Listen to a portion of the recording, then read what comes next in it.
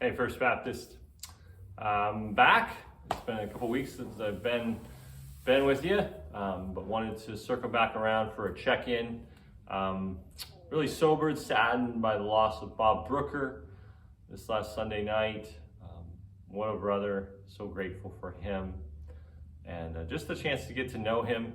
Bob was always telling stories and always eager to share, and just grateful for his smile and his endurance. As long as I knew Bob for the last, I'd say 10 years or so, just chronic back pain and health challenges. And so, just grateful for Bob in so many ways. And we're just grieving with Kirsten and with the Swanson family. And so we love you guys, and we're grieving with you and praying for the comfort of Christ and the hope that we have because of him and the resurrection, and one day all things being made new, and Bob being raised, and just Bob being in the presence of Christ right now. So I'm thankful for that. I wanted to share a little bit from my time away. As you know, I spent significant time just praying, reading, journaling, thinking, and so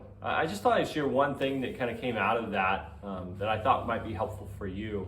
And that's the dynamic of being needed, or thinking that you're needed, I guess.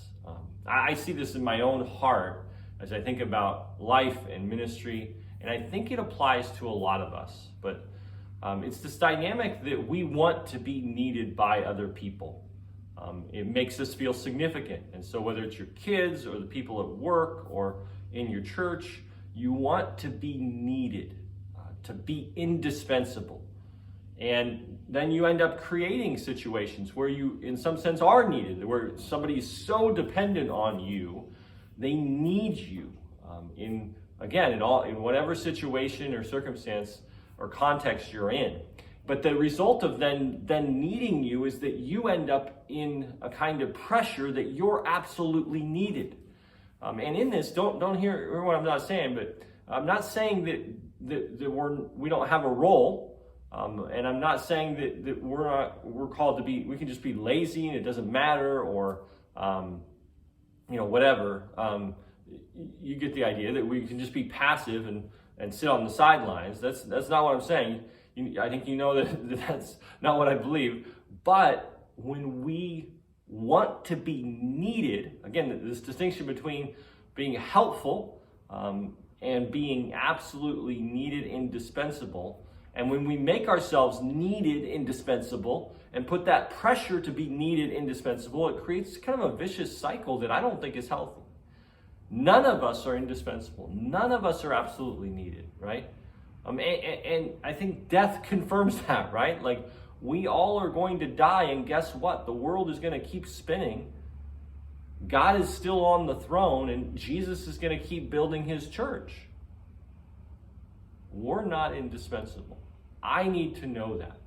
I'm not absolutely needed. And just these little 2 weeks away to rest and try to recharge is proof of that. The church thrived. You guys did great. You were built up and you gathered, and I wasn't needed for that. And that's important for me to realize, for you to realize. You don't absolutely need me. I'm not indispensable. And I need to know that I'm not indispensable. I'm not needed. I'm no one's savior. Jesus is the one who's needed by all of us.